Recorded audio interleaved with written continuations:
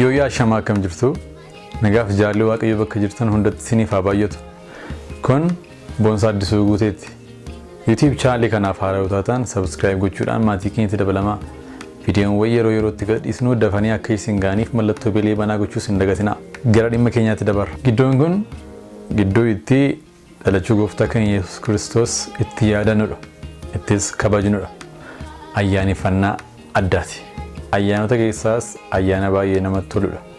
Ayyaana itti namoonni kennaa waliif kennan, ayyaana itti firrasaaf, hiriyaan hiriyaasaaf, jaalalleen jaalalleesheef, abbaan mucaasaaf, haati ilma isheef, namoonni hundumtuu akka walitti dhiyaatanitti kennaa waliif kennanidha.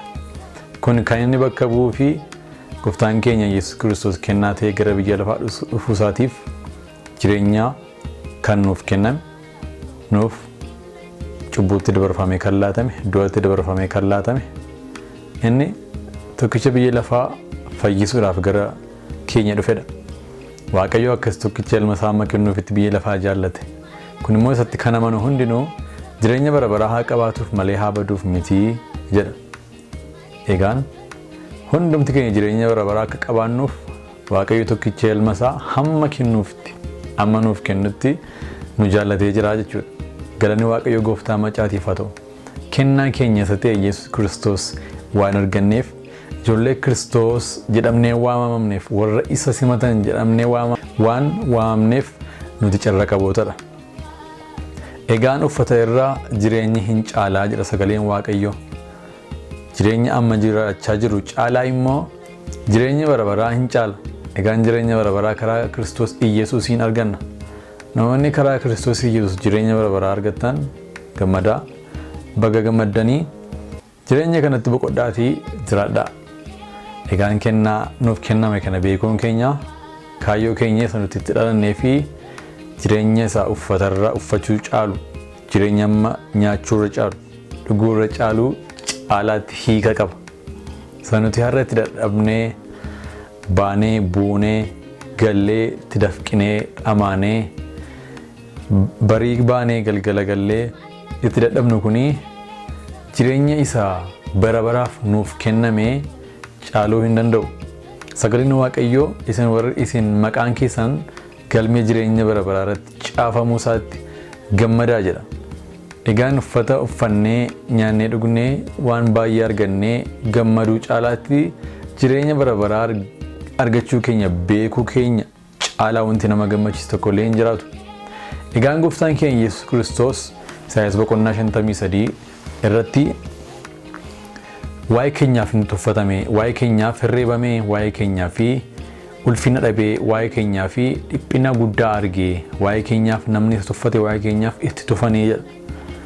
Kanaaf nuti warri har'a jireenya arganne, warri har'a fayyina arganne, fayyinni keenya jireenyi keenya kun tola waan dhufe miti. Gatiitu itti baafamee jedha. Sagaleen Waaqayyoo akkas jedha. Namoonni isa tuffatanii, isa irraa goranii, inni nama dhiphinnii fi muddamni itti baay'eetu turedha. Egaan Yesuus gooftaan keenya Yesuus Kiristoos waa'ee fayyina keenyaatiif, waa'ee jireenya keenyaatiif namoonni isa irraa goranii jedha. Sababii simboof surraa irraa dhabaniif, sababii bareedina isaa irraa dhabanii fi irraa goranii jedha. Kuni gatii gooftaan keenya Yesuus Kiristoos waa'ee keenyaaf baasedha. Nuti har'atu namoonni nu ilaalanii nurraa goraniiti hammam nutti dhaga'ama, hammam of jibbinaa, hammam immoo jireenya keenya jibbina laata. Inni nama dhiphinnii fi muddamni itti baay'eetu turedha. Inni akka nama tuffatanii achi ilaalanii bira darbaniif hin ta'edha.